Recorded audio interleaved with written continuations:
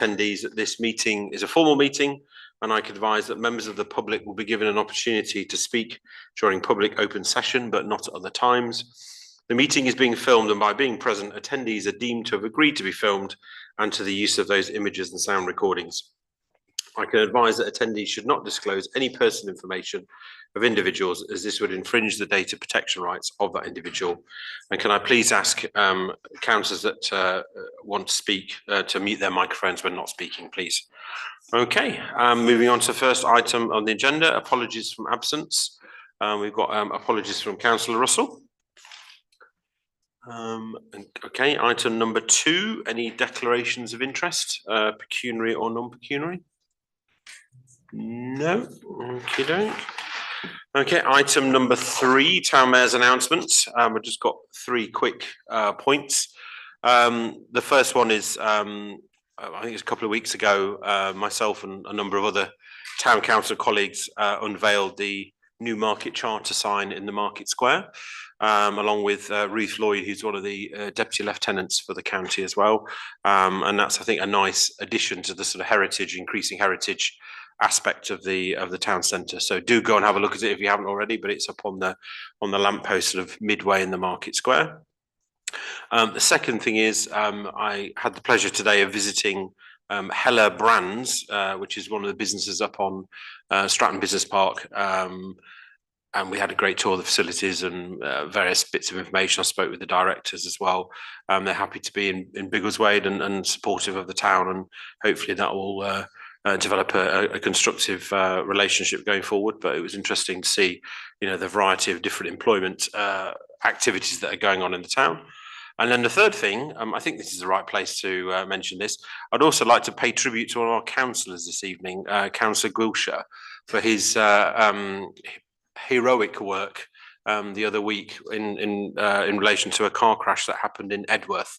There was a very powerful article, I think, in the Chronicle, I think it was today or a few days ago, about the great work that you did there. So I just want to get that on record, that we're very appreciative of your effort with that, and hope that the person concerned made a speedy recovery, and there were no sort of long-lasting issues. But well done on your quick response and reaction to that incident.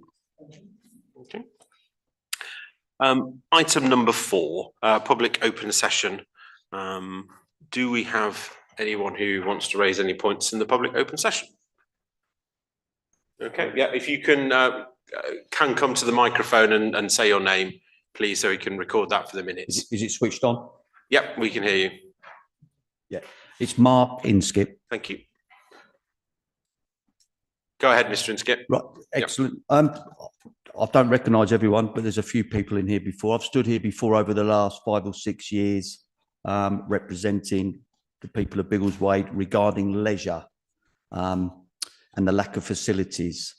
So I don't want to be like a broken record, and it's all positive, so there's no point looking back. But with the land at Biggleswade East now looking to move forward, and potential planning, and with 106 and expectations, I just wanted to be able to remind people in this room of what was promised previously and has never been delivered, and the fact that this is a great opportunity now to make sure that what's happened in the past failings doesn't happen again, which I'm sure everyone in this room agrees to. So when I speak to CBC, I manage a team, Biggleswade FC. So everybody at CBC always thinks I'm representing Biggleswade FC, but I'm not. I'm representing the people of Biggleswade, and the fact that there is a lack of football facilities and other facilities in this town. Over the last few years, the retail park is an unbelievable benefit for this town. The commercial area is improving jobs in this town. With all this planning, residential houses is going to improve this town, but leisure seems to be getting left behind. So we've got the commercial units, we've got the retail park, you're going to have the houses, but it's the retail park that is frustrating me and a lot of people in this town. So Biggleswade East originally in 2004 was promised 11 football pitches, and none of them ever got delivered on 5 different sites. When they were supposedly handed over to the council, and I still don't think they've actually been adopted yet, because when they tried to hand the ground over, it wasn't fit for purpose. It was full of stones, it was full of all sorts, and I believe the builders had to spend a lot of money to get it up to purpose. In 2023, an individual survey was completed by Knight, Cavender and Page that highlighted the Ivor Valley area of Britain, which Biggleswade comes under, as one of the worst areas for facilities available for football. So again, with this new development coming or due to go for planning, 19 acres of land is set aside in the 106 agreement for leisure, of which they're stating 6 football pitches will be involved and a facility as well. When I speak to CBC, they keep saying to the developer that they can't back one team, which again, this is for the town of Biggleswade. This facility and these football pitches should be available for Biggleswade United, Biggleswade FC, Biggleswade Town, and even surrounding villages. So when they say that, it's frustrating because the developers should not be given an opportunity to get out of something that is already part of the 106 agreement. And finally, the Beds FA are prepared to invest a sizable sum of money into this town on this land when the planning goes through. My final concern is this. When Biggleswade, the original King's Reach, went for planning, they didn't, at the same time as the houses, plan for the full-size leisure park, all-weather pitch. They built the houses, and there's a great big area on King's Reach near the school. Beds FA applied to put an all-weather leisure facility on there, as agreed, but because the houses have been built and then sold, and I understand this, those who bought the houses had a big meeting that got very heated because they'd bought houses with no knowledge that floodlights and other things would be happening in the land in front of their houses. So I'm on the understanding here that at some point there's going to be a delegate of people in this room that are going to be meeting regularly to meet builders and developers and the council so that you guys have a say what happens to this town.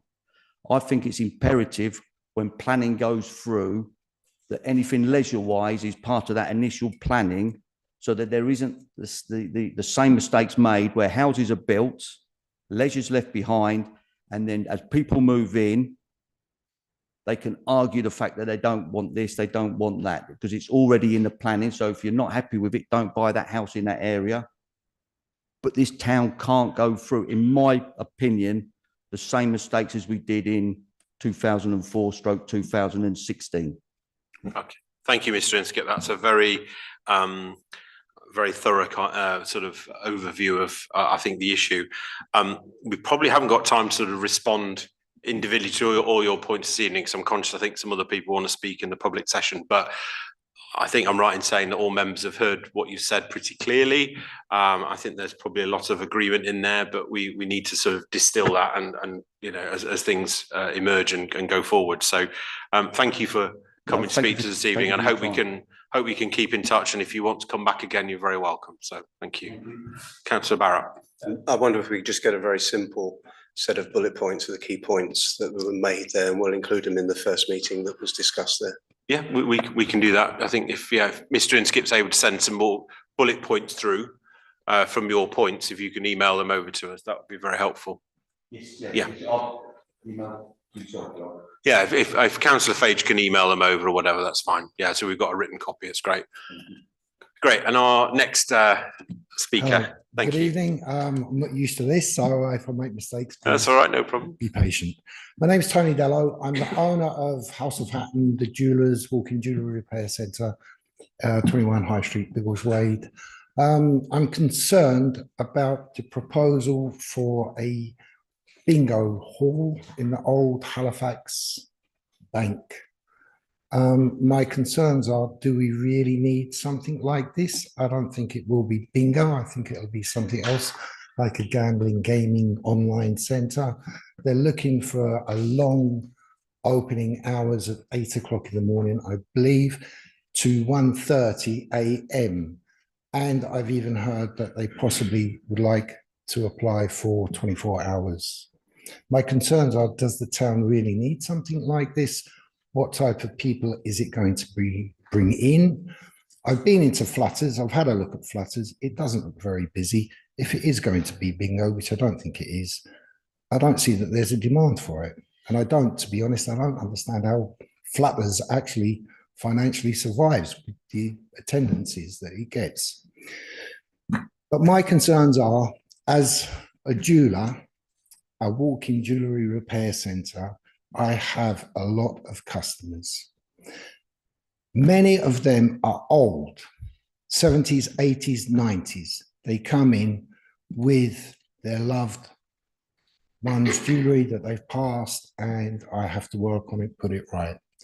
I feel that the area may go downhill because we could be watched.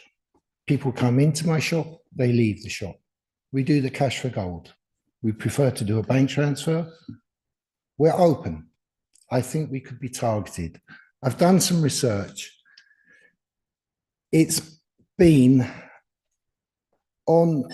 proven that there's nothing good to come from this. Crime goes up. The proposed adult gaming centre would introduce a point directly opposite a premises where identifiable targets leave carrying valuables. I could get a security guard inside the shop. I don't want to do that. I don't feel it's necessary at this moment in time, but that doesn't protect my customer once they've left. If they walk down Abbott's Walk, go right, cross over the road, they could be targeted. It's been proven that crime does go up. If I can just get this part up.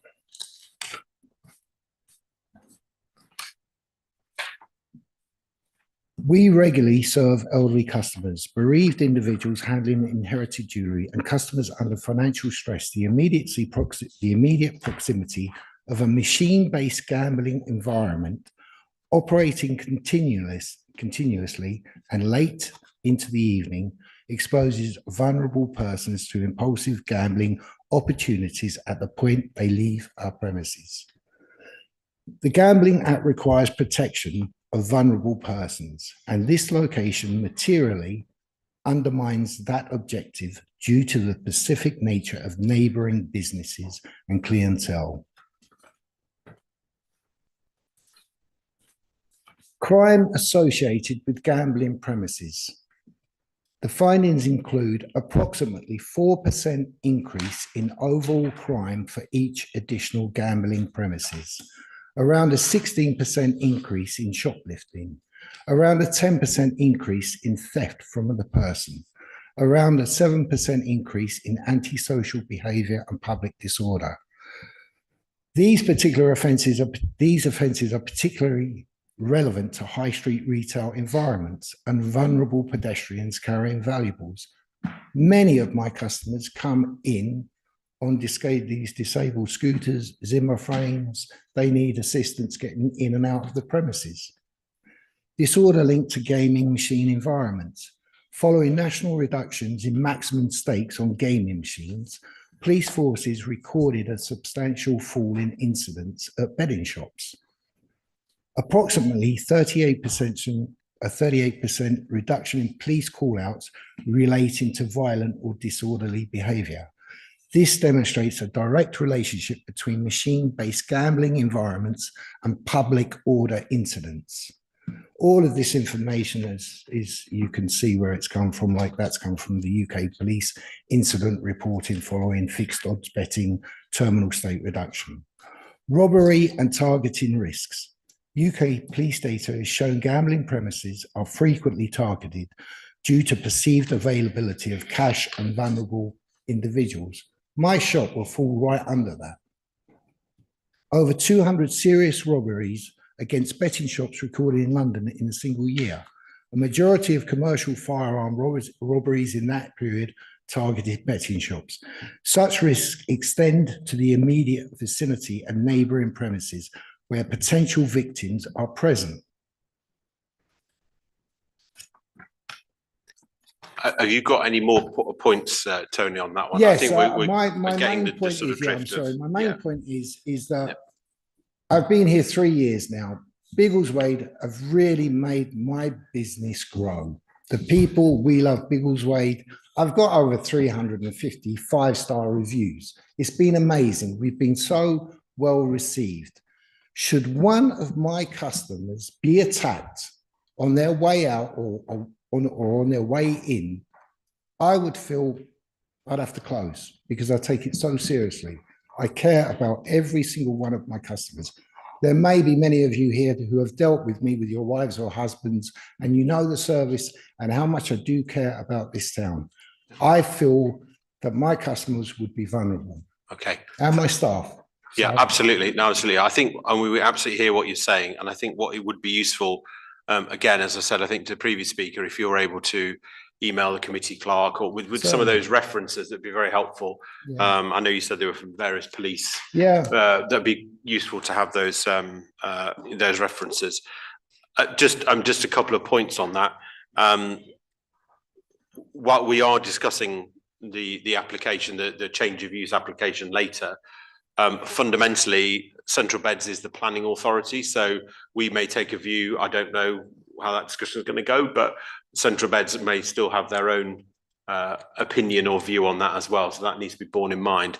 Plus, there will also have to be a separate licensing application as well, which is again done through Central Beds Council. So there are other elements to this that we can't control, although I think we're all hearing absolutely what you're saying and probably in some cases share your concerns as well. But let's see how the debate goes later, and we thank you for coming along this evening and sharing those concerns with us. Thank you. Are there any more, Councillor Fage, quickly? Thank you, Chairman. Councillor Grant-Fage, item 9C, which is land east of Biggleswade. Obviously, tonight is not the night to have a full discussion about what that might entail, but the decision that you are going to make to nominate up to three individuals to join that design working group is absolutely enormous. I won't repeat the points that Mr. Inskip has made, but the last time the town had an opportunity to influence a development like this was 2005. So when residents say to me, why did I vote for King's Reach all those years ago? I reply, well, I was 11 years old. And that option wasn't there then. It has been that long since we were able to properly influence a development like this. So it truly is once in a generation. And I think who you nominate really matters because to my mind, it is so important that whoever comes forward is able to work constructively and collaboratively with all CBC councillors, not just me, but our other councillors across two political groups, independents, and really speak with one voice for Biggleswade, because we haven't had that in the past, and that is, in my view, what has led to real challenges in terms of delivering infrastructure and good design. I would just add a couple more things. Obviously, this is in my ward, and I know Biggleswade East. I've knocked on a huge number of doors there, and I know a couple of others have as well. The history of this particular part of Biggleswade and the history that Mr. Inskip has alluded to from King's Reach in 2005, and all of that context and all of these roads and those footpaths and that layout is crucial. So we need to select people, in my view, who have that knowledge. I know Councillor Alban and Councillor Russell are coming forward for the strategic side of this, which I think were excellent choices. I have spoken to somebody else who I think would be a good choice as well, but we will see how that debate and discussion goes. So just all I would ask is think very carefully, but I look forward to working with whoever comes forward, and I hope they know the intensity that we're going to have to work over the next 3 or 4 months to get into the detail of this planning application, the section 106, and really work as a team for this once in a generation opportunity to deliver for Biggleswade. Thank you, Councillor Fage. It's very helpful. Asia, is anyone online who wants to say anything? No? Okay, great. Thank you to members of the public.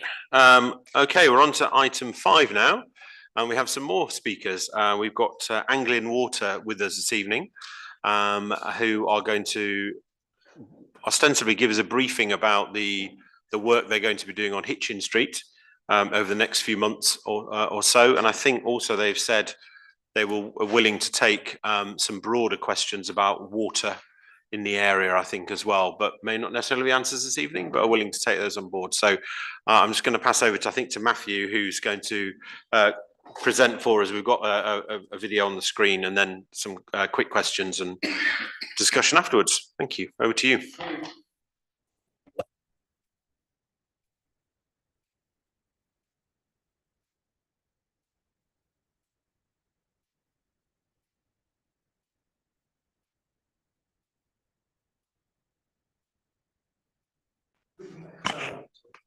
Oh, is it a little bit better like this, is it? Yeah? Is that better? Can you hear me okay? Yeah. Perfect. Okay. So tonight I've brought along with me Stuart Devaney, who's the project manager for our Hitchin Street project. I've brought along Andrew Gibbons, who's the construction manager, and Lorraine Willis, who is the nursery coordinator for Anglian Water One Alliance. So, to give a little bit of context about Anglian Water One Alliance, what we are is we've been partnered with Anglian Water for over 20 years now. We do a lot of infrastructure work for Anglian Water, and we're not just a subcontractor. So we do a lot of their works like connecting pipes and laying pipes to sewage schemes and things like that. We brought in a specialist as an alliance of 8 different departments who come along to support this infrastructure that we're trying to implement with Anglian Water. So yeah, we're not just a supplier, we're a long-standing partner with Anglian Water as part of the One of Alliance. Next slide, please. So to talk about our project on Hitchin Street, we're going to be investing around £3 million to install 800 metres of pipe on Hitchin Street. So the reason why is the pipes on Hitchin Street have reached the end of their working life. I'm sure many of you will be aware in here, there's a lot of emergency bursts and a lot of emergency works in the area, which of course causes lots of interruptions to supply, it causes low pressure, and it's really important that we do get this work done, so it's extremely important work. I do have some good news tonight. So our original programme did stand at 46 weeks. Stuart has worked very hard. One of my colleagues has worked very, very hard on reducing this as much as possible because we understand the impact that it's going to be to close streets, to put diversions in place and things like that. So we have reduced it to 31 weeks. Our construction is going to start on the 13th of April, once we've just finished setting up our compound site, which is going to be opposite Biggleswade Town Football Club, just in the field opposite across the road.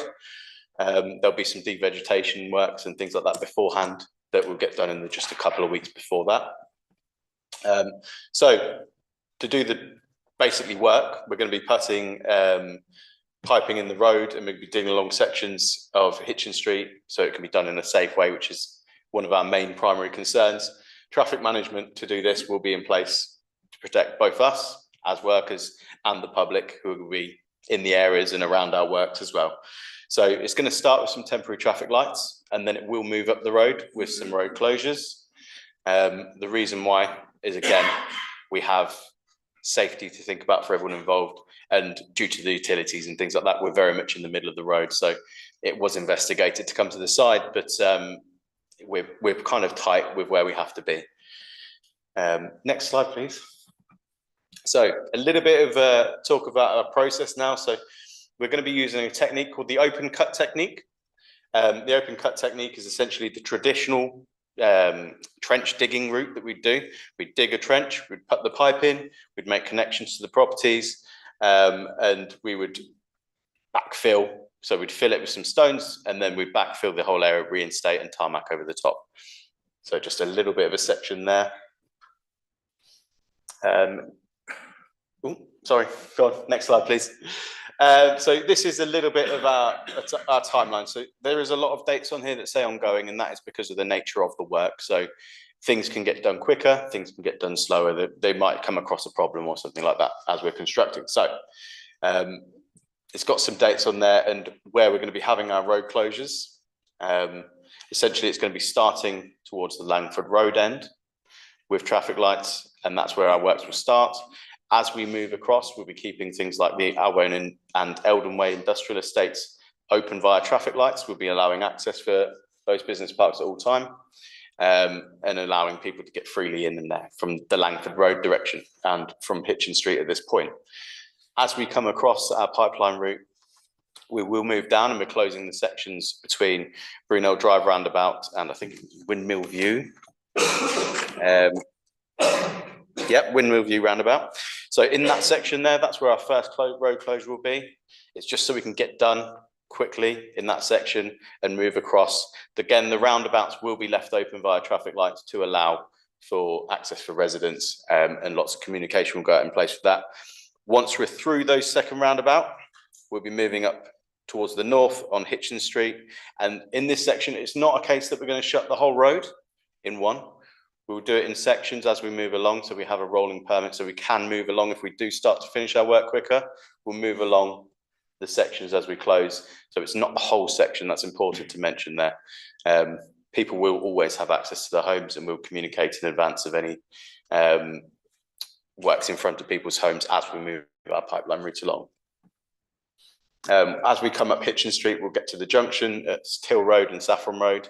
In that, we're planning on doing that through a half and half. So we'll keep the junction open with traffic lights, allowing people to essentially come across the front of here, this building. So people will still have access, and we'll do that half and half via traffic lights to allow traffic to flow from the centre of Biggleswade.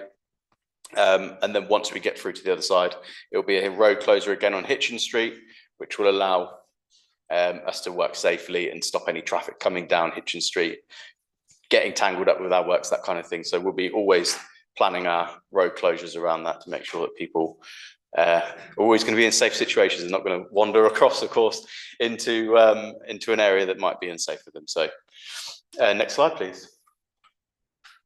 So again, this is a little bit more what I've just explained on our pipeline route. There is an image on there. So one thing to mention here is we will need to go up the route 3 times. This is what we're planning at the moment. The first time we're going to be going up the route is to put the pipe in, put the trenches in and everything like that, put all the construction connection points in. And the second time we make the run up the road, that'll be making our connections and doing all of our testing. So we have to test water to a food grade standard to make sure it's safe for houses. And then the third time at the moment, the plan is to remove any ironworks and things like lids, from which might be connected to the old pipe work, which will be taken out of commission. Next slide, please. So our official diversion route has been agreed with Highways. There is 2 routes which we have planned at the moment.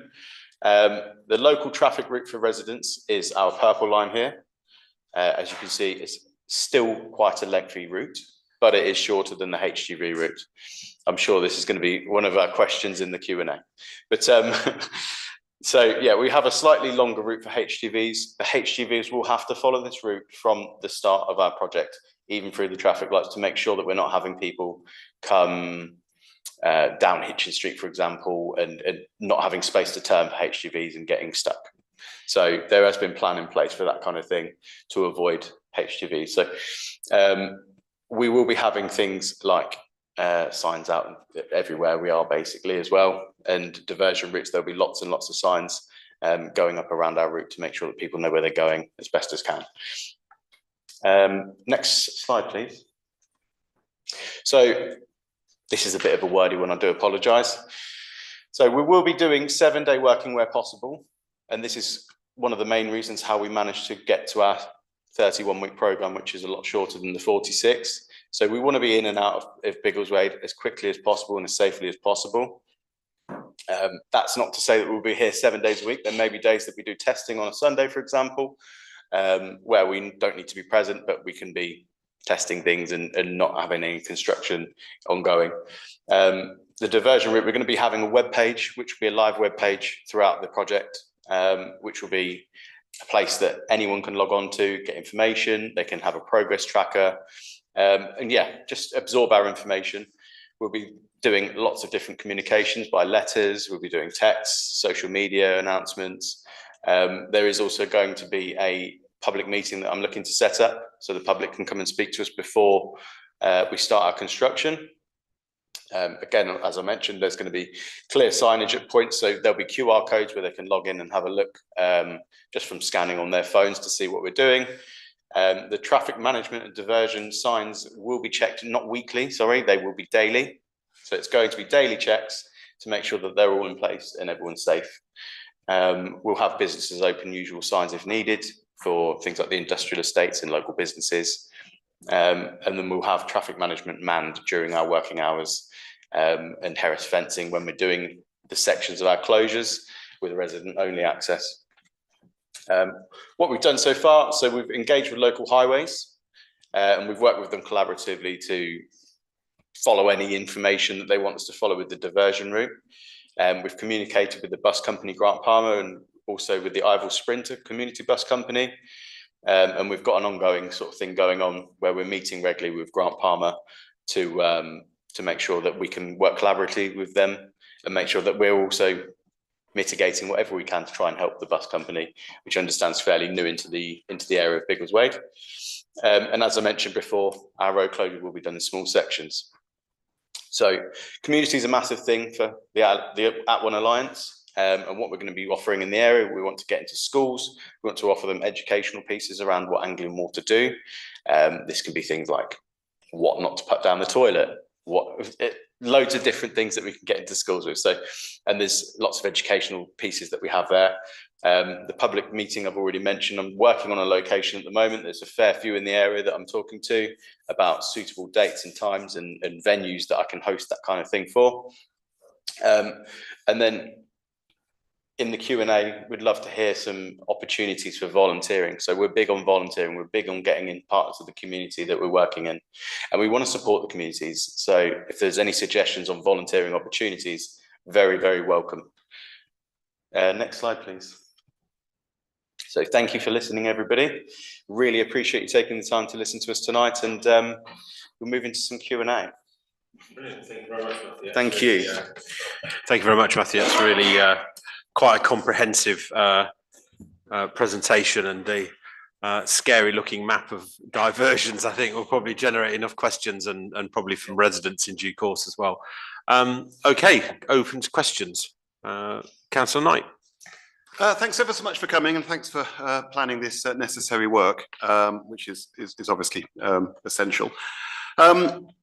It's going to have a really big impact on residents and businesses, and indeed the council, because the council's public realm depot is down Eldon Way.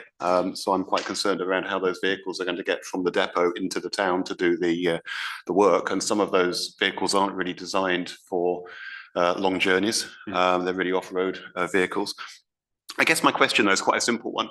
It's really frustrating going past, I'll call them generically roadworks, or not going past because there's a road closure when it's outside of working hours. So my question is, will you lift the road closures outside of working hours so the road closures will only be in effect when you actually are working on the site? I will answer that. Yep. So we have agreed with highways that if it's safe to do so, we will be opening up the closure point when we're not there. So if we're not there during the night and we're in a position to open the road, because we won't always be in the middle of the road, but if we are in the middle of the road and we can't safely leave it open, it will stay closed. Every opportunity we have to open that up during the night when we're not working, we will be allowed access to it. But obviously we're guided by the position on the road and what's going on at that time. So whilst we can't make a promise that the road will be open every time we're not there, if it's safe to do so, we will be doing that. And we've already been flagged by the highways inspector saying we're checking everything. Thank you. Okay, thanks. Councillor Jones. Thank you. Again, thanks for the presentation, really helpful. I remember when I first moved to Biggleswade, the bridge was closed and the chaos and the social media was incredible, so good luck. I have two questions. One is about, it's a known tricky route. We know that street parking is everywhere.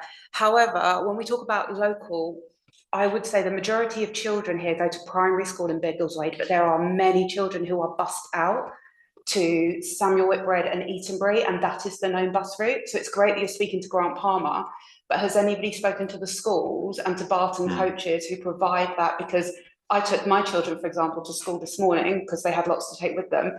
I did Hitchin Street this morning and was thinking of you guys going, oh, this is not going to be fun. And it's great that you're starting after Easter, but we're going into GCSE and A-level exam season. So these children will be late for exams because of the diversion routes. So the question is, have you spoken to schools, and if not, can you, so that they can put things in place? Yeah, I can take this one. So we will be talking to the schools. We haven't yet.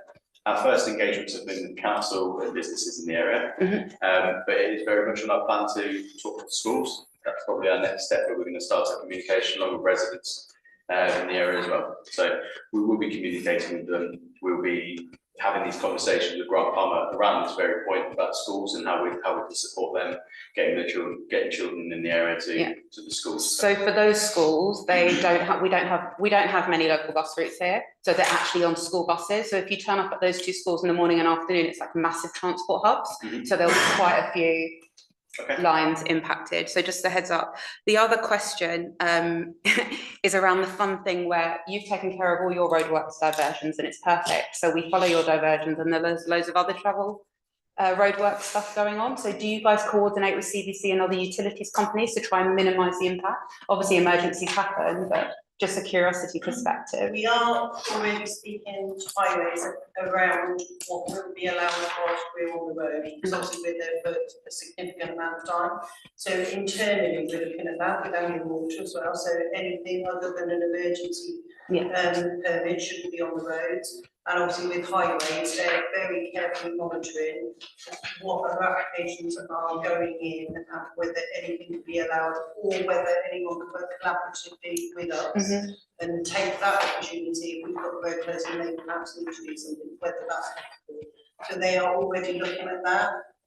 We're not always in control of anything that is permitted, that's down to the highways, but the highways team are already looking at that, what's coming in, and that work will have to be replanned so as not to impact Biggleswade any more than we absolutely have to. Okay. Amazing. Thank you very much. Thank you. Councillor Albo. Yeah, like the other said, thanks for coming along, and yeah, it's very necessary work. But my question is about the road surface when it's reinstated. So from what you're saying, it sounds like you dig a trench, you put the pipe in, backfill it, and then top the trench up. But so I'm assuming it would just be resurfaced where the trench has been. Yeah. But there are some areas of Hitchin Street which are in a very, very poor state. Possibly as a result of work around bursts, because they've happened quite frequently over recent years. So is there any possibility of those, if you'd cycled along that route, you'd know exactly what I'm talking about. But is there any possibility of some more work being done to address those areas that are in a very poor state? Lorraine, is that maybe? Well, I think the simple thing to say is, we may capture some of that that we're doing, but I think it's something that we can look to see what can be done. I mean, I suppose if we are talking about topping up, and I will speak for you, rather than having to dig out extra road surface, if we could take the opportunity to do some amendments as we go up the road. I mean, we're digging the wrong road up, so hopefully we can capture some of it anyway. But I mean, I suppose that's with you two. There's quite a lot of services that are difficult when they come back down on the phase 2. And I've already looked at the sea level burst on it, quite big out there, and some of them going right through the middle of them. And with the highways rules, you have to sort of reinstate a whole lot. So there will be something that we'll be able to get. Okay. To summarise, we can be responsible for where we're digging up, but we can't be responsible for the whole highway. We can't re-tarmac the whole road essentially. So I think, to summarise, there'll be something we capture and we do it to a good standard. But to sort of pick up 2 meters to the side, perhaps not. But we have sort of walked it, seen the potholes that we've gone down there. So Great. I've got Councillor Barrett and then Councillor Thomas and then Councillor Strawn. Yes, We'll thank probably you. move on after that. Thank you. It sounds like you're putting a lot of things in place for everyone to be able to contact you in the event of issues and problems and so on. But in a lot of these situations, I find for you guys, you don't have the same the other way.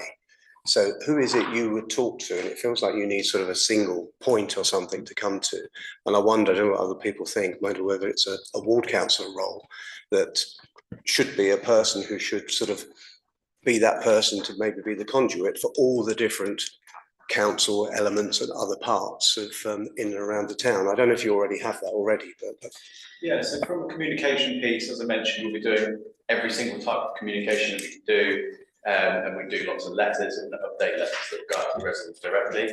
We will also obviously feed these sorts of things into the council. Whether there's a specific person that we can go to, more than happy to sort of use that one conduit to go and spread the message. But we have a public affairs team who speak with the councils, and I believe contacted Ian first in the first case. So yeah, we'll feed all the information that goes out to the public. We'll keep a very close communication with the council as well. But yeah, as far as I'm aware, it's more of a we can contact via our public affairs team through to the councils. Okay, thank you. Clarify that. Yeah, so sure. everything's going to Ian. Is that what I just heard? Is what, sorry? Here, everything's going to Ian. I think from as far as a Biggleswade perspective, I think Ian has initiated those conversations. I think Ian had a meeting with the water colleagues a little while ago before this. So I think, yeah, in the first instance, we should do that, and then depending on what the requests are, you can be a post box and forward them on, really. So yeah, more than happy to use Ian as a contact. Yeah, happy to continue in that context. Yeah, okay. Councillor Thomas, I had you, and then following on from what Councillor Albon said, are you going to be repairing as far down as the sort of street tiles that are almost on the town centre, because all of that has sunk since the work's been done? Our pipeline doesn't go that far down. You don't get any water there then? Yeah, we did walk the area, but our pipeline doesn't go that far down. So where our pipeline route is just past that Till Road, Saffron Road junction. So I think it's maybe 20 metres past that where we actually stop. So we do stop before the block paving section. That block paving section's been like that for about a year and a half, 2 years, and it's been dug up loads of times. Yeah. But nobody's ever fixed it properly. So we have little confidence in you fixing yours properly, I'm afraid. And it's the same with the electrical departments as well. They've done all the way up to the electrical side. It always sinks. Nobody ever bothers coming back and checking it. And CDC or whoever's in charge don't hold you to account. So. Well, we've got to contact Councillor Thomas. I think we can hold Anglian Water to come back and check the quality of their work if we feel we need to. I've got to say they are one of the better ones, because they've had a lot to do outside my house, and every time I've contacted you've done something and you've sucked all the water, the stuff out the drains and all that sort of thing. So it's fine. Okay, next question, Councillor Strawn and then Councillor Skilton. Thank you. Interesting to hear about the reinstatement of the road, and appreciate that you're not responsible for the whole road per se. But as you're going to be doing a considerable proportion of it, would it be possible for you to work with highways so as to do a complete resurfacing of the road in one go? Because that might be a cost-effective and practical way of improving the road, because the fear is from past experiences when we've got trenches and things, they do tend to sink after a bit. And if you do the whole surfacing, you can make a whole better road system. Appreciate that you'd have to work with highways, but is that a possibility, please? Yeah, I think the understanding on the reinstatement piece is when we are doing our reinstatements, we have to put back things remedially how we essentially came to it. The reason why these sorts of things happen and why we can't necessarily encroach on other areas is because we then become responsible for many years to come. If it does go wrong, if it does sink at all, it's just something we've done to obviously help out, but actually it can really bite us by coming back to resurface roads and not do any pipe work or actual infrastructure work on the road. So it's something that we're more than happy to try and support the community with the initiative and idea of, but it's not something I can actually promise. Because yeah, we have to be very careful with what we touch that isn't ours. Okay, Councillor Skilton and Councillor Knight, then we're going to move on. Thank you for your presentation. This might be more for us than you, but there's obviously a lot of frustration with the state of the roads, and you've got your job to do, which is to replace the mains and do it in a safe and effective way. But you're obviously beholden to Central Beds Council and their streetworks department to that. And I think it'd be good to get the streetworks department here to answer some of these questions about why reinstatements are failing and they're not being inspected properly and brought back up with the relevant utility company that may have done a bad reinstatement. And you know, I've got some experience in streetworks, and where we've got proper network coordination, you'd expect the highway authority to be looking to sort of do their resurfacing after mains replacement, things like that. And that might be something we need to ask CBC. And I think ultimately the responsibility for the quality of the highway and the network management is CBC's, not Anglian Water as well. They have their own duties that they have to do. It's CBC are the responsible authority, and we should have them here. And perhaps there may be an opportunity for further joint meetings so we can make sure we hold CBC's feet to the fire, that they are adequately managing the highway network, you know, from a streetworks point of view. Okay, thank you, Councillor Skilton. I mean, I'll let Anglian Water, if you've got any comments on that, or is it just? I've got a question actually. Okay. The real estate you quoted before, do we know if that's actually being defected by highways? I don't think it's defective reinstatement. I think it's a poorly constructed road that has failed across the entire width of it. It doesn't look like a bad reinstatement to me. Okay, all right. I mean, I think it has been dug up a lot of times. Yeah. It's not just once. Because if it hasn't been defected by highways, then you wouldn't even know that it's failed. Okay, all right. If they've done it after they haven't defected it wouldn't be on their radar that it's true. Okay. I think one thing we can take away from it, though, and I'll ask the interim clerk, is to maybe if we can invite Streetworks at some stage in the calendar to come and brief us on the projects around Biggleswade, which can then open up a further conversation. I don't think we need a resolution on that. I think we can just go away and invite them as part of the guest speaker slot. Okay. So find out who the right person is, and maybe Councillor Skilton knows who the right people are, but we can find that out. And then Councillor Knight, last question, please. Yeah, two questions. One's directly relevant, one's slight diversion. So obviously you're talking about the water main for the supply. I guess the question I have is the foul water sewer of the same age? And you're not going to come back in a year's time and say we need to replace the foul sewer main, are you?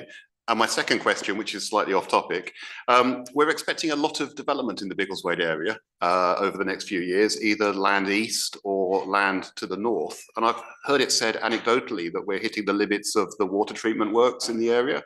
And I wondered if you could comment on that, or if you can't, whether you could come back to us with a position on that, please. Thank you. Yeah, certainly. So I'll start with the first bit. The sewer pipe, what we do when we plan our works is we understand where things are slightly failing. Just because it's old doesn't mean necessarily that it doesn't work sufficiently.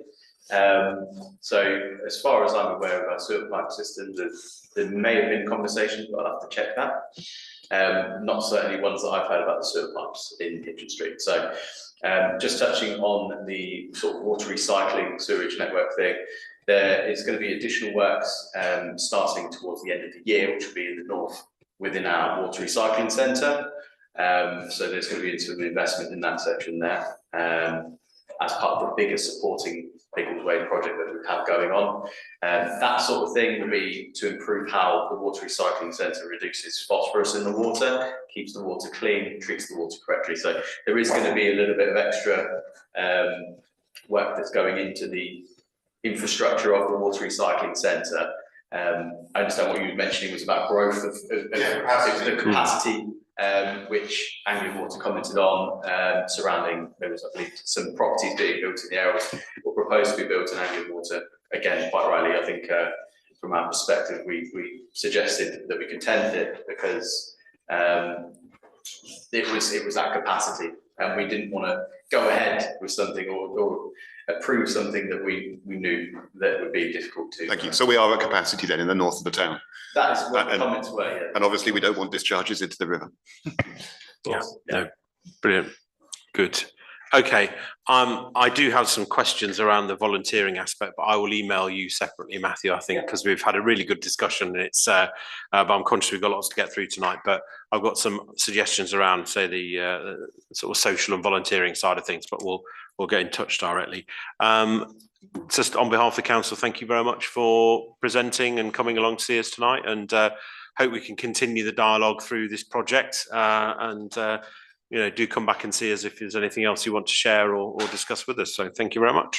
Thank you very much for the time. And feel free to go, you don't have to stay. We're gonna head off.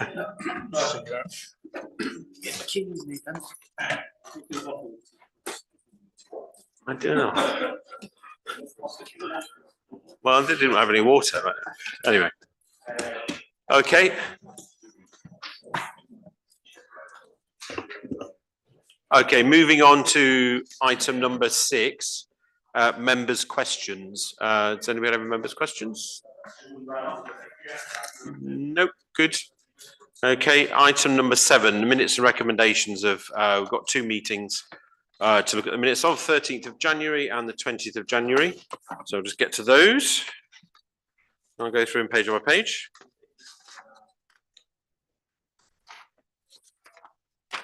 Okay, minutes of the 13th of January, page, well, I don't have a page number on mine, but page 1.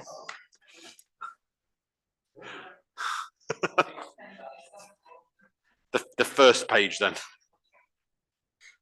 Okay, page 1. Have you already found it? Okay, it's all right, wait. Yeah, it's just after the water company map, if that helps. Yeah, we got them, right. Okay, page 1. Page 2. Page 3. Page 4. Yep, Councillor Jones. So on page 3, under item 9A. Yep. 1, 2, 3, 4th paragraph. I think it just needs a bit of a rewrite. It doesn't flow correctly, so I think if the committee clerk could just run their eye over it. Okay. There's a few words, grammar. Okay, well, we can ask, yeah, we can ask Asia to look at that, but okay. And Okay, then thanks for that. and just on page 4 as well. Yeah. I think if you read that whole thing, it's very detailed, but it is ChatGPT. So I think there's a way of having a look at some of this. I don't think, as I read it, I didn't feel like it flowed and fully represented okay. the discussion at times. So I'd appreciate somebody. All right, we'll have another look at that. I mean, okay. Thank you for that. All right. I think, yeah, page 5, I think we're on to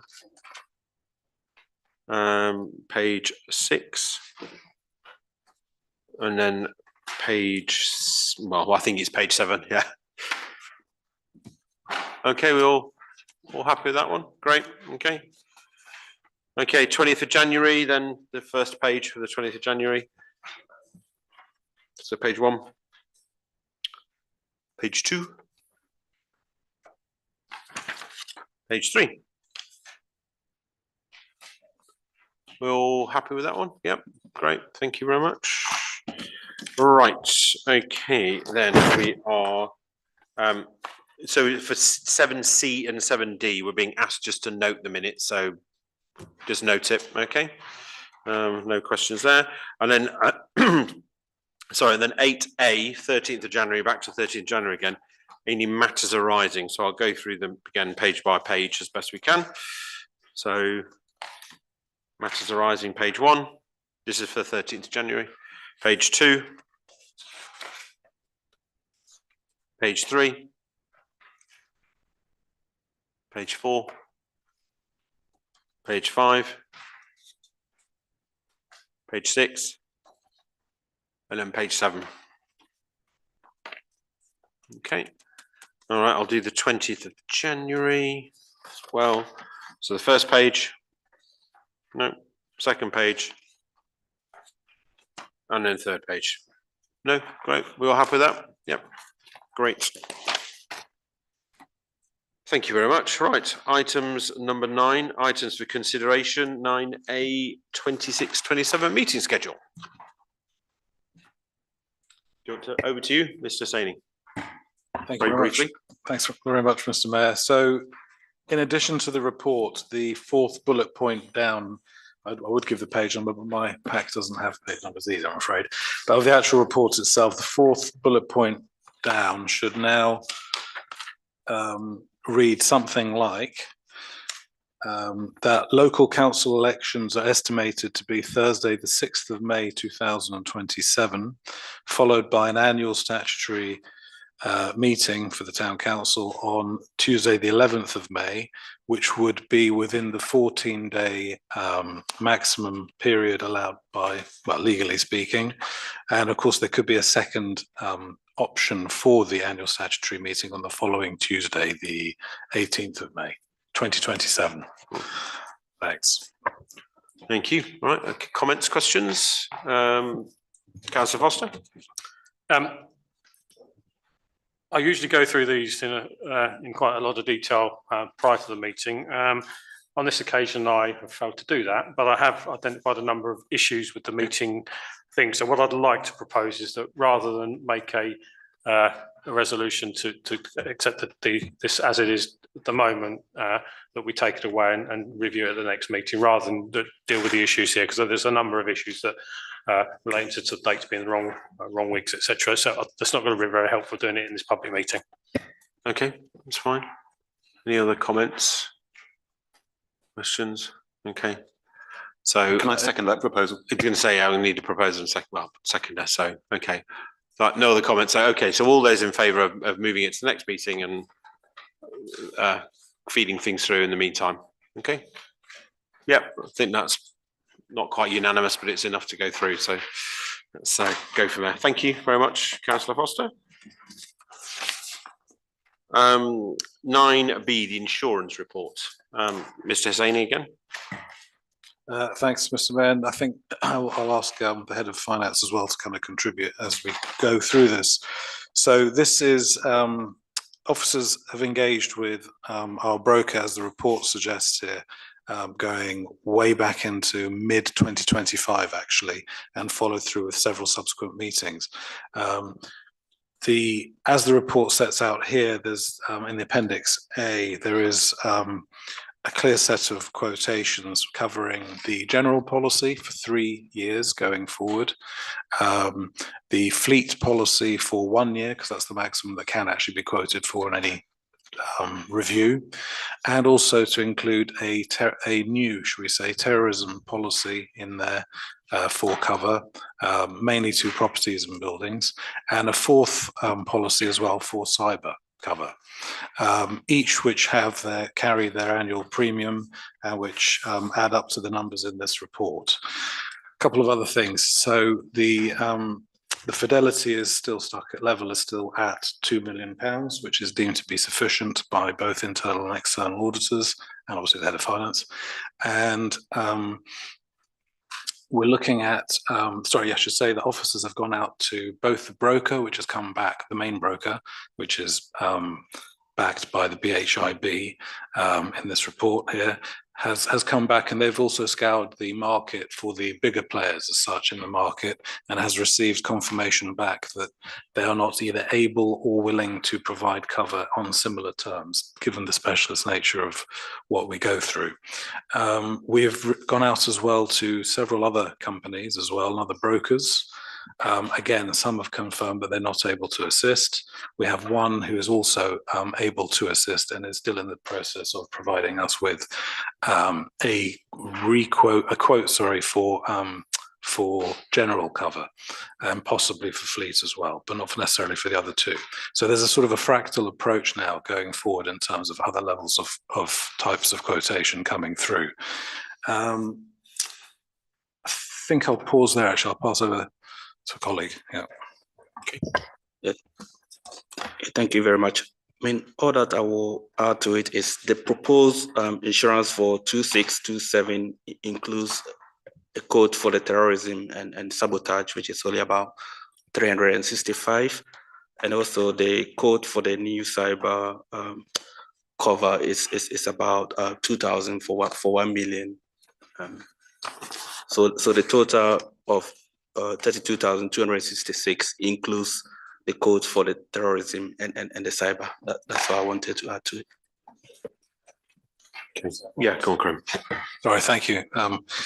So the other thing just to add to this is that obviously the reports that officers are seeking a suspension of financial regulations, because even without the optional additional terrorism cover or cyber cover, the amounts that have been quoted back are in excess of the £25,000 financial regulation stipulation.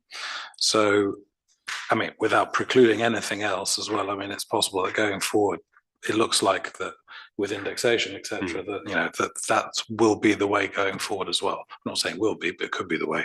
Yeah. That's pause there. Okay, thank you. Comments, questions, Councillor Alban.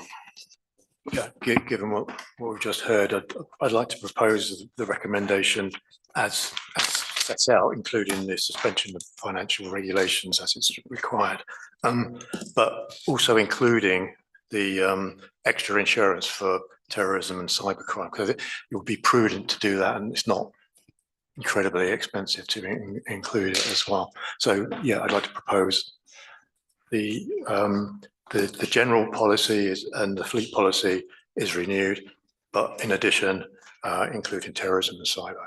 Okay, thank you. Before I come to a seconder, is Councillor Jones, is it relevant to that point? Yeah, I think before we second, if that's okay. Sure. So I'm fully in agreement and would second. However, I have a question first. Sure. I'm confused by the maths. Okay. It's probably a common thing for me. So if you look at the total in yellow, it's 30,464.81. Yep. But it says here in the description on the first page that the proposed insurance is 32,000, which is an £1,802 difference. But if you look at the different quotes for the cyber and the terrorism, I'm just confused how you made that 1,800 difference up, or help me understand where I went wrong with my math, please. Yeah, over to you. Thanks, Councillor Jones. So I might bring in actually, obviously, head of finances on this point. However, that said, I can follow the logic too. So essentially, I think officers have tried to do adopting a best value approach for starters. We've also considered that, well, the bundled total, if you like, for all four packages are all included in that figure there of, hang on. 32,000. Thank you. When you say 32,267. can you clarify The what you four, so it's the general policy, the fleet policy, the terrorism, and the cyber. However, the cyber, as quoted on the schedule, had three limits: one for £1 million ransom limit, one for £2 million, one for £3 million. We've gone for the £1 million one, even though that's technically just under, let's say, 50% of the turnover, if you like, of the local authorities. But that's deemed reasonable for best value. That's how we got to the numbers. Which is great, but that's £2,030. I suppose I'm just trying to understand where the difference is. Look, I'll trust that the numbers work if you tell me they work. I just wanted to raise it because it didn't make sense to me when I read the papers. That's a fair point. But as long as the maths works out, and that's why we have our head of finance, then I'm happy to second the. Ernest, can you give a very pithy explanation, and then we'll move on with the vote. It does work, and the main aim is to make sure that it comes under the 35. So that's what officers are trying to do, and the 32,267 is what has been confirmed. But the figures has changed quite a lot. I do appreciate, and we will make sure that it does come under the 35,000, which is the amount within the budget. Yeah, okay. And to be honest, it's not hitting the 35 that concerns me. It's just making sure we've got. That's right. Yeah. But I'm fully supportive of cyber and terrorism. Cyber risk is massive, so I'm happy to second. That's great. I've got one quick question from Councillor Knight, and then we'll go to the vote. Yeah, it's on the two new policies, really. I guess I'm not going to argue about the terrorism cover because it is relatively cheap. I think on the cyber, I'm even at what £2,000, it's not something we've had before, and it feels to me that the risk is fairly low for this council because we really use IT as productivity tools. So whilst there is some risk of machines getting infected or something like that, I'm a bit nervous about sort of rushing into something which would have an annual cost of £2,000 or more, and it's likely to go up without really assessing whether it's necessary, and what the risk is, and if the council ultimately self-insured because we have significant reserves, you know, we have to bear in mind insurance companies aim to make a profit. So on balance, if we have the reserves, we're better off not having insurance where it's not legally required. So I guess I'm just not sure on that part. Okay. Ernest, sort of clarification on that, and then we move on. Thank you very much. I mean, our IT provider has suggested recommended that we do have one, because cyber terrorism is cyber security is on increase. The risk regarding cyber security is on increase, and also the insurance provider has also recommended. So, and we've been listening to news, and big companies are getting hit, and town councils, we have a lot of securities in place, but I think it's prudent, and if experts are advising us that we take it on, I think in my view, I think we should listen to experts. I'll let Karim come in on this specific point, and then we'll move on. Thanks, colleague. In terms of Councillor Knight's point, which is well made, there's that's absolutely right. To reinforce what my colleagues just said, essentially, although brokers are brokers, etc., they actually did quotes from several sources about incidents in the marketplace affecting other local authorities as well. So more specific to the sector in our previous meetings with them, and certainly with our IT service provider. That's absolutely right. I mean, we had a couple of long meetings with them, shall we say, in terms of, you know, and it was stressed to us that they're seeing a massively increase with all of their customers as well, in terms of filtering out viruses and all the rest of it, in terms of potential hacks. So we can only relate what we've been told by the experts in the field as such. Right. Okay. Okay, we've got a motion on the table, and we've been, Councillor Strawn, is it related to what's on the table? Yes, it's relates particularly to the cyber risk. Right. Councillor Knight comments that we could self-insure. We haven't got £1 million to self-insure with, if that was the risk element. Therefore, the premium is there to make sure that we are covered fully. If I'd hope we'd never get to incurring £1 million of costs on that, but this is insurance and this is protecting the council and the town. So I think it's essential that we do include that. The decree is always open to debate, but I think it'd be imprudent not to insure. Okay. All right. Well, we've got a motion. It's been seconded. So all those in favour of Councillor Alben's motion about the as it's been set out in the paper.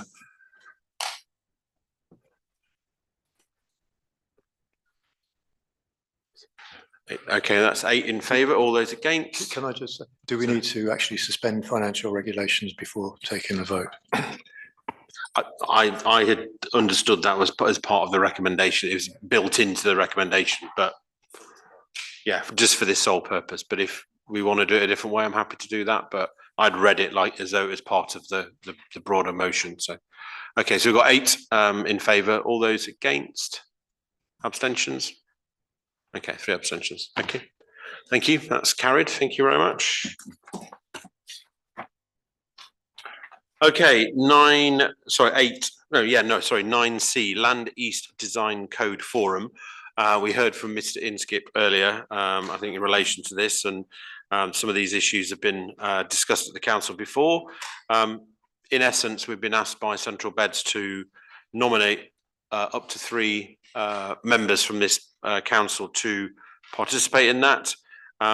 Terms of reference are still being decided as it's set out, and also the meeting format and so on. So we can't get into that in this meeting because that's still to be decided. But really, we need to nominate 3 people, and also I think establish as part of this process what the feedback loop might also be back to the town council as well from those nominated. So open to colleagues. So Councillor Foster, then Knight, and then Skilton. Okay, so first instance, I would very much like to be involved in this. I've been a Biggleswade resident since 1976. Have got a lot of knowledge about the town and a lot of interest in the subject. To be really very sad about it, I actually did a geography project when I was 12, which actually involved the extension of Biggleswade. So to give you the bit of background, so and context, genuinely interested in being able to how the town develops. Yes, quite sad, but it is important that we've got the right people that are interested in doing this role, and I would like to put my name forward.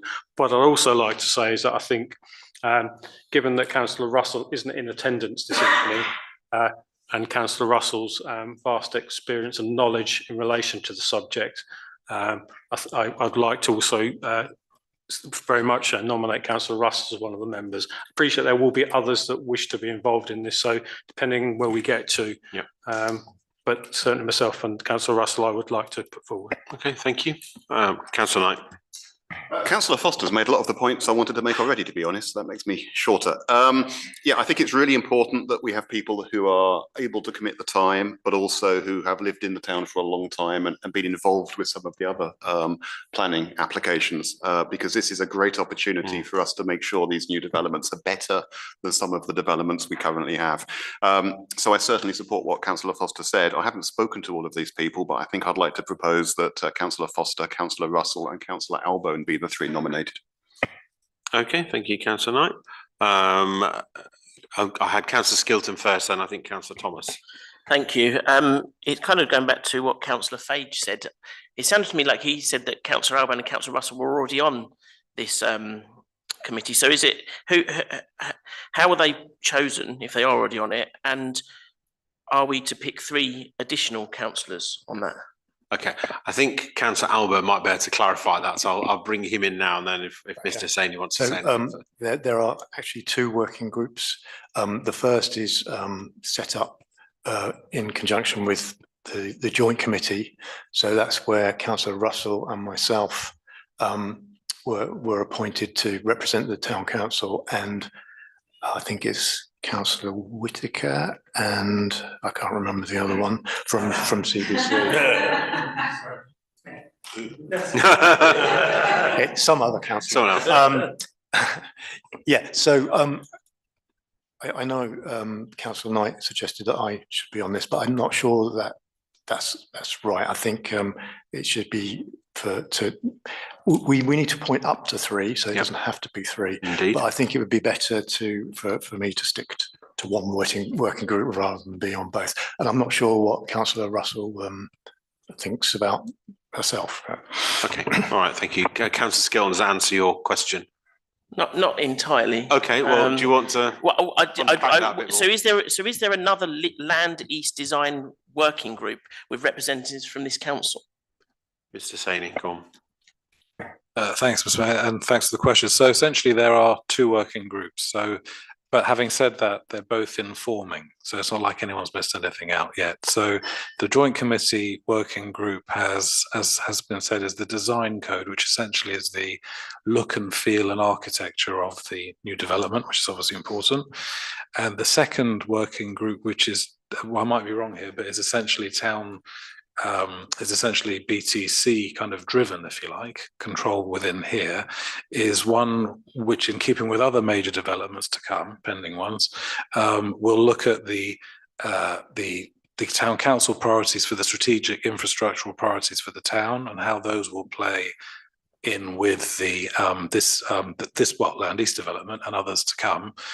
It will also then potentially be a point of monitoring, although the joint committee essentially would be that in terms of how, as and when developments get approval, if they get approval, then how they start to deliver will be monitored as part of the terms of reference within forming ones again within the joint committee. That's essentially, yeah. Okay. So it is a bit confusing, but yeah. Okay. Does that help, Councillor Skilton? Well, it sounds very, very complicated. Yes, How does the joint committee working group, how will that interact with the Land East Design Code Forum that we're picking councillors for tonight? How will those 2 groups interact? Councillor Albone, can you shed any light on that one specifically? Okay, the one set up by BJC is covering the strategy part of it. Yeah. So looking at where things might be rather than how they might look. So as far as I understand it, this particular working group is looking at design codes. So it's what what buildings will actually sort of appear like, rather than where they need to be or where other facilities need to be. So it's a design code on housing as far as I know. Yeah. Councillor Fage, yeah, if you want to just explain or. For those of you who suspend standing orders for a moment. Committee, we had this same conversation in a very similar way, unfortunately. The timing was odd, but we have two working groups. The one you're deciding on tonight will work intensively over the next few months, 3 or 4, to work on the design codes for 1,500 houses to the east of Biggleswade only. Those properties which have planning permission, all of the associated infrastructure. 3 people you need to nominate. Separately, something I initiated before I knew this design working group was going to be a thing, via the joint committee, and I don't envisage this meeting until probably a couple of months after we're done with design codes. Much more strategic, wider implications, potentially looking beyond the 1,500 houses, but engaging with that developer as we hold them to those design code standards and the rest of the infrastructure. So different things. Okay, thank you very much, Councillor Fage. I did have Councillor Thomas had put his hand up earlier, so I need to come back to him if you've still got a question. Otherwise, can you put your microphone on? Sorry, I think I'm agreeing that Councillor Foster would be a good member, because he's not because he's done his geography thing, but because he's been town mayor and been involved in a lot of this prior to this as well. Okay, thank So you. he does Right. know what he's doing. Okay, I've got Councillor Strawn and then Councillor Knight, and then we need to move on. Yes, it's just a question with regard to which working group covers Section 106 agreements, because they are absolutely crucial, as we've already heard. It's all very well having a Section 106 agreement, but it's no use if it's not enforceable and it doesn't actually produce what's required. So does either of these working groups have any influence on the Section 106? Because that working group has got great responsibilities to hold Central Beds to account to make sure that the Section 106 agreement is prepared properly. Okay, Mr. Saini, do you want to comment?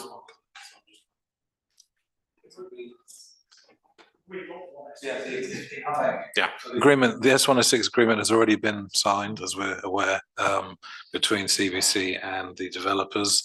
And yeah, essentially, this design code working group, which we're nominating members to sit on, will be looking at that as part of the timeline. Essentially, that yeah.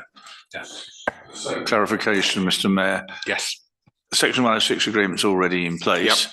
So will one of these design working groups actually be looking at that Section 106 agreement specifically to make sure that it is fit for purpose with regard to what the design is, or is that already gone and down and we've got whatever this incurred? Because that does bother me from the past experience that the previous last Section 106 agreement for land at Biggleswade East doesn't seem to have worked particularly practically or effectively. Sure, Mr. Saini. Thanks, so the way I see this, there'll probably be 2 bites at the same cherry. So essentially, this current design code group will be looking as part of its deliberations, if you like, to holding the developer to account. They'll be looking at the S106 agreement as well, which has information in there as well relating to that. And then give us, as the 3, 4, 5 months go past of this, then the second working group will be picking that up and carrying on with it, very much so. So that by the end result, over X number of, I suppose, years, we'll have a greater ability than ever before to kind of to hold the developers to account and ensure that the strategic priorities are delivered. Okay. Yeah. Councillor Knight. So obviously I have to respect Councillor Albone's wishes, but I think I revert to my original proposal, which is I see value in continuity between these 2 groups. So to my mind, it makes sense to have the maximum amount of overlap to make sure nothing falls down between the cracks. But I guess that is a time commitment I'm asking Councillor Albone to make. Okay, are there any more questions? I realise this is quite a complex issue and the way it's come about and everything else like that. So it will, but I think things will become clear in due course because of the terms of reference and all the rest of it. So, any further questions or comments, Councillor Skilton? Yeah, I just think it's important that town council the whole town council has an oversight of what comes out of this, and also if these three councillors are going to make recommendations on behalf of the town council, we need to at least have an opportunity to see what those are going to be before they're made. You know, because there's 15 of us and we do have very varied opinions on certain things, not least of all the design of new housing. So I think we definitely should have oversight of this and make sure that we're in agreement, or at least a majority agreement with the things that are presented on our behalf at this group. No, I think that's a fair point. And you might recall when I opened this comment, I said one of the things that will need to be looked at is around the feedback loop back to the town council. So I think those nominees or proposed nominees are probably aware of that and how that can be achieved. Obviously, in terms of reference haven't been set, etc. But I think that's something that can be taken into consideration as that's formulated going forward. So we've got 3 nominees. No more. Good. Councillor North. Yeah, who are the 3 nominees? Councillor Foster, Councillor Russell and Councillor Albo. Yes, if he's still willing. And we need a seconder for that as well. Councillor Thomas. Great. Okay. All right. So all those in favour of nominating the 3 people as outlined? I think that's unanimous. I can't see Councillor Agnew, but yes. Yeah, I think that's unanimous. Thank you very much. Okay. 9D. CBC consultation on nuisance vehicles. Doesn't actually mention Biggleswade within it, but so we can note it, or if anybody feels very strongly about this topic, I can take it forward, but note it. Fine. Great. 9E, CBC creation notice, Biggleswade Bridleway 89. Members to receive and consider the confirmation of public path order. Any comments, questions? Okay, so note it then. Okay, fine. F, extinguishment notice. Note it. Okay, fine. Number 10, planning applications 10A, Dells Lane. Note it. Okay. 10B, Biggleswade Academy, safeguarding fence, etc., boundary gates. No objection. Great. Okay. 10C, 124 Drove Road with a monocouche render. Wonderful word. Subject to neighbours. Subject to neighbours. Thank you. 10D, the 1516 Ann Street and the garages. Councillor Albo. Yeah, there are quite a few officers' reports on this that are raising multiple issues. Yeah. So okay. I'm not sure if we should object or we should raise no objection, but as long as all the issues are being raised in officers' reports are taken into account. So it sounds like we should go for the second. Okay, so no objection, but making sure that the officers' comments are noted. Okay, have we got that, Asia? Okay, brilliant, thank you. 10E, 4 Auckland Road. Subject to neighbours, yeah, okay. And then 10F, I'm going to take with 10I as well. We've discussed them both together because they are connected, literally connected. So we'll do them in order, but they are I'll take them both together and then we'll go back to G and H afterwards. Okay, so 10F first then. Comments, question, please. 2022 High Street. Councillor Skilton. Thank you. I think we should object to this for all the good reasons that Tony came and mentioned as in the public open session. Someone also that is connected with another gambling establishment in the town that's not the bingo hall has raised concerns that they believe that these types of businesses can also be associated with money laundering. It was just a WhatsApp message I received, but it's just worth noting. And if we do hear of these sort of things, and to keep our ears to the ground for things like that.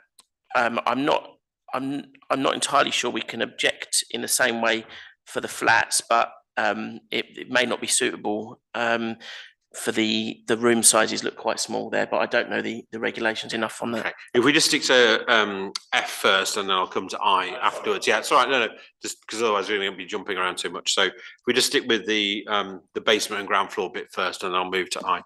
Councillor Barrett and then Councillor Jones. Okay, fine. Yeah. Okay. I'm very conscious that who I would normally defer to as my guru in these areas is not with us this evening. But I can hear her telling me in my head that we can only object on planning rules. So we have to be very careful how we craft this, because all the great reasons that Tony spoke about, absolutely supportive of, but we need to make sure that we can tie that in somehow. So things like characteristics, character of the area, traffic, inadequate parking, noise and disturbances, potentially on opening times. I'm definitely not the expert in this area, but somehow all that stuff needs to be mapped to planning applications. So I'll defer to much more knowledgeable colleagues around the table for support on this, but I'm just mindful we keep that in mind as we have this discussion, otherwise we're going to go all around the houses. Okay, thank you. Councillor Barrett? Yeah, I was going to cover some of the key points there, but I agree. I think we should object, but I think we just don't know everything at this point. And I think there's been a suggestion that a ward councillor should call this in at CBC, and I think that should be our recommendation today. That's what we should do. We would object, but we feel they should call it in and they should discuss. Okay, thank you. Councillor Knight. Yeah, I'm not very fond of this proposed change of use, to be perfectly honest. But obviously we do have to respond within the constraints of planning law. The idea of fruit machines, and I think bingo hall is probably code for fruit machines. It scares me. I think that's a really bad idea for the town. I noticed there's a reference to some signage and that they might apply for planning application, might put forward a planning application for signage. I believe within the conservation area, a planning application is required. I wonder whether the clerk can advise us in terms of potential planning grounds that we might object to. That could be useful advice. But I think if we struggle in that area, what I think we should do is, we do know that a separate license application will have to come forward in the future. And maybe at the next council meeting, we could discuss this in more detail, but it feels to me like we need to consider how we can try to influence the license application. Now, we're not a statutory consultee for licensing applications, but there's no reason as a town council why we can't write to the licensing officers and the councillors on the licensing committee and raise our concerns with them. So my suggestion is, if we struggle on the planning grounds, we should still write to the licensing team to make representation. Okay, that's very helpful. I'll go to Councillor Foster, and then I think Mr. Hussaini's got some comments as well. And sorry, and Councillor Strawn afterwards. So. I'm struggling with this one, I have to be honest, because for all the reasons Councillor Jones has alluded to, I think, and Councillor Barrett, our sole purpose here is we are considering the planning application. Can we, when we look through what the planning considerations are, what the grounds we might object to, I am struggling to find one within the list of sort of that aren't all inclusive, but essentially there doesn't seem to be anything that's a planning reason to object to it. So that's not to say I'm not objecting and don't necessarily want to support it, but we as a council have to object on those grounds. And if we're trying to find something that doesn't fit within this criteria, then we're not doing the job properly. So to my mind, highway and safety, really, I can't see that being an issue. Parking, not really. Flood risk, impact on the appearance, design and appearance, overlooking loss of privacy. The list goes on. There's nothing here that I can see. And don't get me wrong here, I would like to be able to find something to object on those grounds, but I can't see that there is. So I'm with Councillor Knight in that respect. I don't think we can object to this, but we can certainly make representation to say that the town council is not necessarily supportive of it, but has no specific grounds for objection. That's my thoughts, but I'm okay. Thank you, Councillor Foster. I've got Councillor Strawn, and then I think Councillor Jones again, and then I'll come back to Mr. Hussaini. I think the general feeling is that we're unhappy with this application, but the problem is the planning grounds. And certainly I think that the ward councillors should be invited to call it in. But it would be helpful even if we've got one planning ground that we can actually object on. That would be helpful, because it is a very difficult one for where it's situated, the nature of the business that's been there in the past. It's interesting that we've got an application for residential premises over the top of it, which is actually something that does seem it seems a strange mix in some respects for the nature of what it is.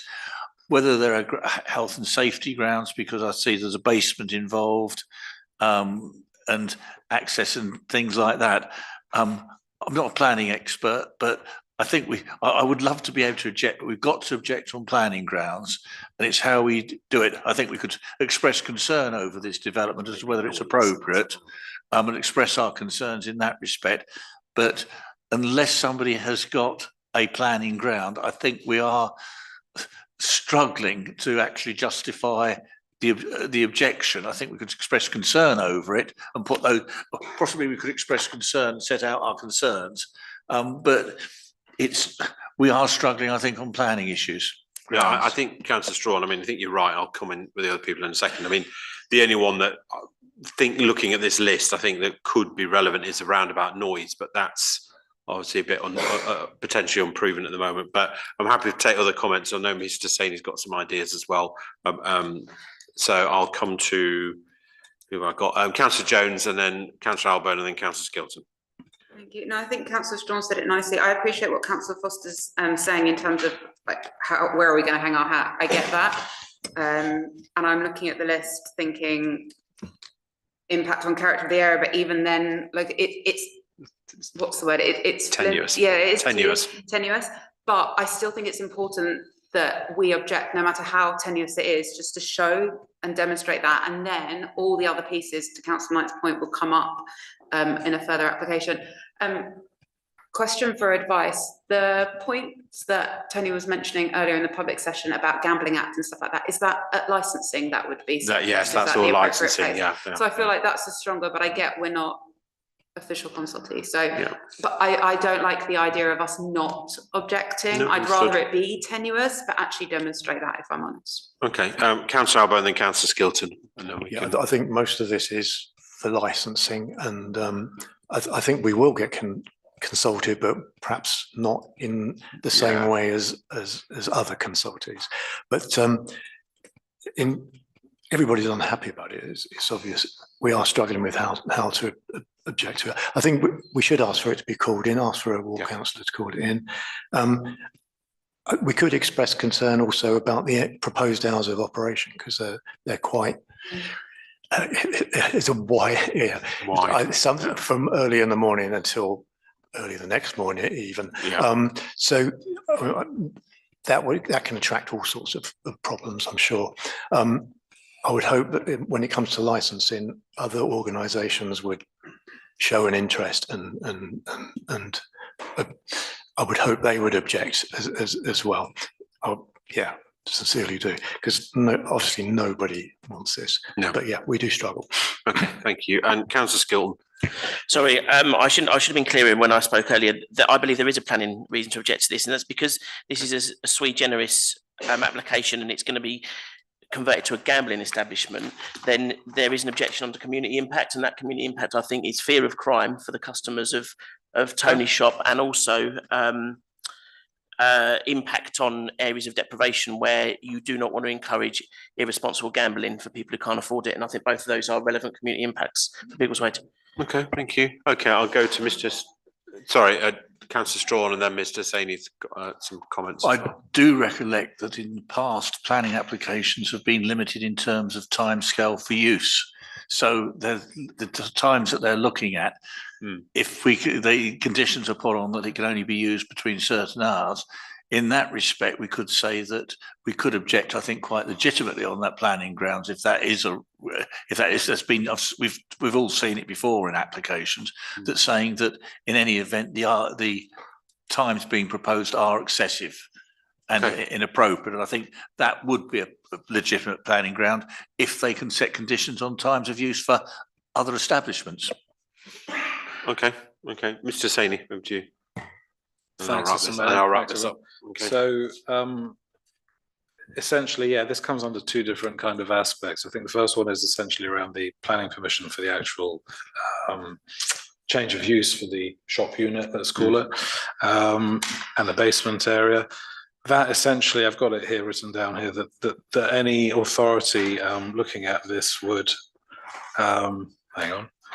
would look at the impact on the local area, as has been said by councillors already. So in terms of the impact being very general, so that's in terms of a duty of care essentially over the community. So there are various components that could be added into this, were members minded to object to this and list them that way. The other thing is, which kind of brings in obviously the licensing aspect. We have a voice, the town council has a voice, although albeit it's not as it's ironic, it isn't necessarily as strong as the blue light services and others. And I don't want to speak for those kind of areas before they've had a chance to comment, although I'm sure they'd be very interested in this case as well, in terms of nighttime economy, etc.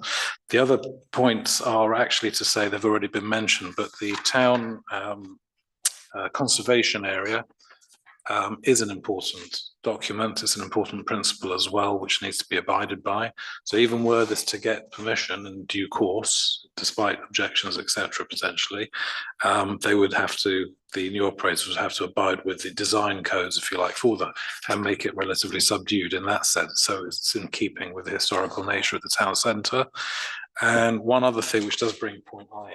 Yep, that's okay. We'll move on to that in a second anyway. Certainly, not just an overspill onto the street necessarily of noise out of hours, essentially, or nighttime wise, but actually even above to the, assuming there are neighbours living above, the proposed, change from offices to relatively smaller dwellings, there's definitely noise pollution as well there potentially. So that would have to have more design code inputs in there to avert that in due course. Okay. And then there's a whole thing about the licensing, whether it's 4 weeks, 16 weeks, or longer than 16 weeks, highly variable related to whoever's applying, quality of application, whether or not they have other previous experience, etc. Okay.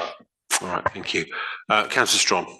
Yes, Mr. Hussaini's, I think, raised a point about conservation area, which then fits in. How does this fit with the town centre master plan and our neighbourhood local plan, which are planning guidance? So is this actually fitting development for under those plans?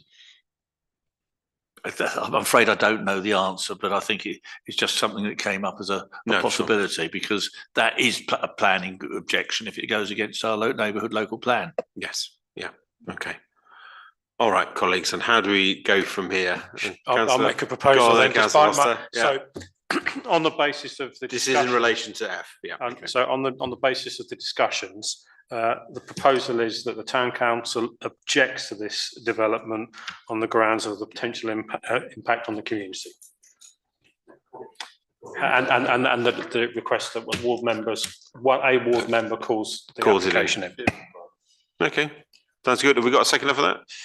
Thank you. Can we make sure we specifically say fear of crime, and can we also mention it's in the conservation area? Okay. I would say the impact. Your motion. I'm not sure that there's a requirement to put fear of crime in there. I think the impact on the community would be sufficient personally. Okay. All right. So that would be my proposal. Are you still happy to second that, Councillor Knight? Go on then. All right. Okay. So I'm sure I'll find somebody else if not, I'm sure. But okay. I Googled it and fear of crime seemed to be a genuine reason. Okay. But they're probably things you can bring up with the licensing and all sorts of later on. Okay, all those in favour of as it suggested. Okay, thank you. It's unanimous. Thank you very much. Right, and the linked issue now of 10I, it is 10I, the conversion of first floor offices to residential flats and the creation of a cycle store to part of the ground floor.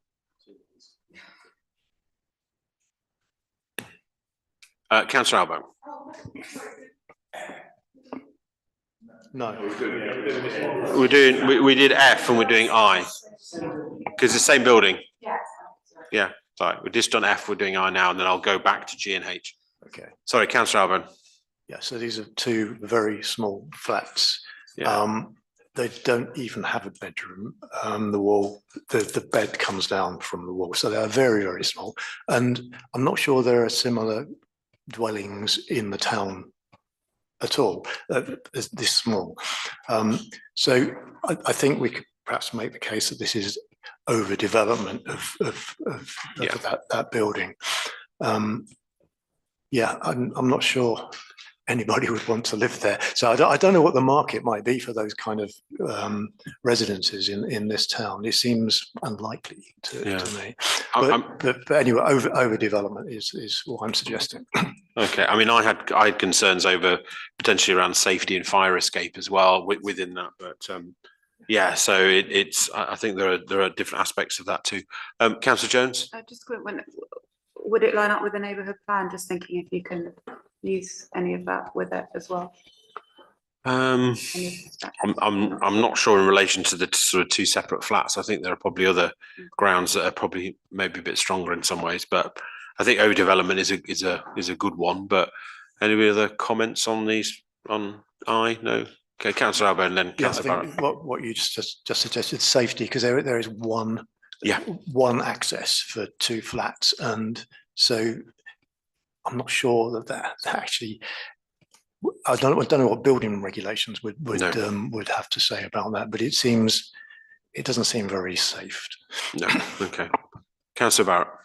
It was just a sort of question really around it. I appreciate they're quite small, but if there was a change to the design and it was one flat, would we still be objecting to it? I couldn't speak for colleagues. I don't know. I mean, it's but I'm sure we're not objecting for the sake of objecting because we objected to F. And I don't get the impression. Purely think, from planning and I think it's actually.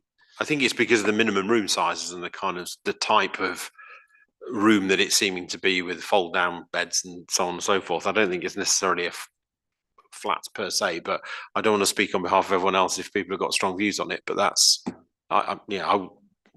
personally, I wouldn't have an objection to a flat necessarily, but it's the way it's been described. But other colleagues have got a view on that. So it's this particular type of flats, I think, is the issue. So, go on, Councillor Foster. Yeah. So we're saying we're objecting on the grounds of overdevelopment on the basis of the size of the flats. And safety reasons. And safety reasons. Right. Yeah. Okay. So that's the proposal then. Okay. All right. All those in favour? Good. Thank you. That's unanimous. Thank you very much. Going back to item G, 18 Stratton Way. Subject to neighbours. To neighbours. Yeah. Okay. And then H, the tree preservation order.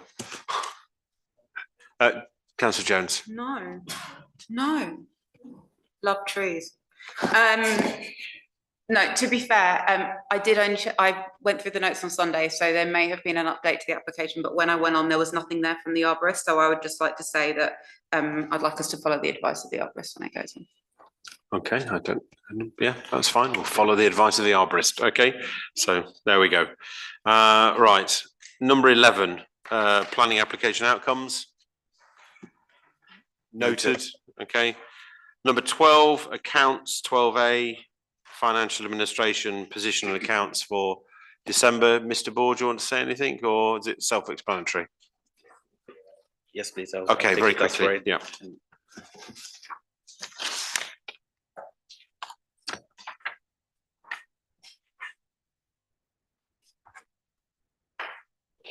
Okay, yep, far away. Yeah, I'll take it as read. So it's very self-explanatory. So the recommendation is members to consider and approve the December financial report. Okay. Councillor Strawn? I think we've considered the report and I move that we approve it. Okay, sounds good to me. Yep. All those in favour? Yep, great. Thank you. No objections. Brilliant. 13A, quarterly bank reconciliations. Just to note the report, and that's fine. Okay. And then 13B, Mr. Saini, do you want to say anything about this? Because I think it was a joint committee thing, wasn't it? And it's self-explanatory. Mr. Chairman. So essentially, these are two paragraphs here for information for all members, which came out from the January joint committee presentation. They're self-explanatory to a degree. I think it would be helpful if we could go back, if officers could go back to the ICB and CVC for some further information relating to some missing sort of amounts of money, around £15 million, which were mentioned many years ago to the town council, which the previous clerk had gone back, got some response from, and then it kind of paused because the other side asked for further information, which we didn't have because we were essentially asking for the information first back. So without rambling too much, it would be helpful if members could consider that in a sense. Yeah, I think the broader question is how might we approach that? Because I understand it's kind of frowned upon for public bodies to sort of put things in FOI requests, put it that way. But if anybody members have got any suggestions, or Councillor Barrett. Sorry about the point you're just making, but okay. I noted during this, and I did wonder about it, although it's not our responsibility necessarily, but should the surgeries be made aware of the information that's in here? I wasn't absolutely clear they knew, but we do have a responsibility to Biggleswade. Sure. So I don't know whether we could share this information with them. I think they should know. I would assume the ICB are doing it, but I'm not always sure. Well, that's, yeah, exactly. We can assume, but I don't think there's any harm in us just following up and writing to the practice managers on both sites. If we can do that, it'd be great. Councillor Strawn. So following on from that point, it's a long time since we had a meeting with the surgeries, and I think it's about time that we had a further meeting with them, with the ICB, etc. And I think that would be appropriate because there are clearly issues here. It was explained to us that, in fact, with some of the funding from, depending on who owns it from the NHS point of view, they can't actually reinvest all the amount they might make from that site in Biggleswade. They have two tranches effectively, which is part of the limiting part. So I think it would be very constructive if we could have a further meeting as we have in the past with the surgeries and the ICB, etc. And perhaps we could ask for that sooner rather than later, please. Okay, can that be looked into? I know we've got some contacts with the new personnel at the ICB and sort of look into that. So, okay. Right. Oh, Councillor Foster, sorry. I think it's to note that there are 3 paragraphs, the subject that it doesn't deal with in the paragraphs, and I'm deliberately raising this because, and I appreciate that's not something that may be particularly comfortable, but it addresses the fact that the health hubs deemed to be unaffordable due to the deteriorating condition of the hospital. So on that basis, what are the next steps for the hospital, given that if it's unaffordable to repair it, what happens to that site? And I guess that's an open question for us that's not dealt with here, but it's something that I think we need to be very mindful of in future. Yep.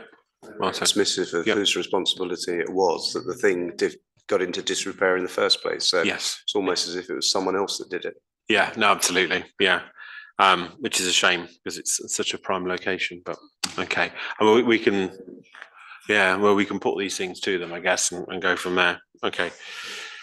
All right. Councillor Arband. So there was some talk about possible freedom of information request to try and track down this this fund, which we were told some time ago may exist. So how should we proceed with that? If it's not deemed proper for a council to issue a freedom of information request? I mean, I think it has to be done on an individual basis, but I don't know if Councillor Foster's got any thoughts because he's looking poised to respond. The reason I'm poised, I think it's, I recall one of the first questions I asked as ward councillor at Central Beds Council was in relation to what was at the time called the new homes bonus, and directly referred to what the new homes bonus might be used for. And one of the areas that it could be used for was the Biggleswade the health hub. So that said, I think the new homes bonus money was available for the Central Beds to use the way that they saw fit, as I understand. So on that basis, it would be interesting to do an FOI on it, but I don't believe that there would be any real value because it's the responsibility of the authority to decide how it uses that money. So we've been along this route before, and I don't think we got in there for exactly that reason. Okay, thank you for that. Any further thoughts on that, or is it sort of okay? We'll pause on that one and come back to it obviously another time when we've got more information from the ICB, and hopefully they'll come and meet us. Item number 14, public open session. Councillor Fage, do you want to say something again?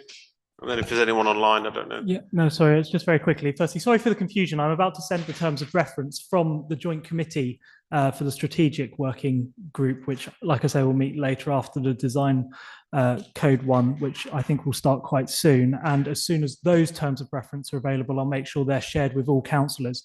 Councillor Skilton is very, very right that there needs to be a feedback loop. The conversation I've had with officers gave the indication that materials would be shared ahead of the working group meeting. You know, we're not going to be surprised with new stuff when we turn up and look at it. So that's for you to think about how that's shared, and it's crucial because there's no such thing as a bad opinion. You know, fresh ideas are welcomed, and that's going to be important to creating what I hope will be a much better development for Biggleswade. Just one more thing. We did have the head of highways come to one of the head of highways. She reports into the head of highways. She was here for joint committee. So not telling anybody to turn up to joint committee, but have a little look at what we discussed online, because that recording is available. And we did take forward the strategic priorities, including Hitchin Street. We put that to the head of highways. I'm glad it sounds like we're going to get it resurfaced anyway, accidentally. Yeah. So yeah, you're welcome. By Anglian water, yeah. Thank you very much, Councillor Page. Is there anyone online, Asia? No? Okay, great. Okay, thank you very much. We've got this very long script about exempt, so bear with me a second. Right, so we now need to vote to move to exempt. Is that right, Mr. Saini? Yes. So I move in accordance with or pursuant to section 1(2) of the Public Bodies Admissions to Meetings Act 1960, the press and the public be excluded from the following items on the grounds of the confidential nature of the business to be transacted. HR update. Okay, so we need to all vote, all those in favour of going to exempt session.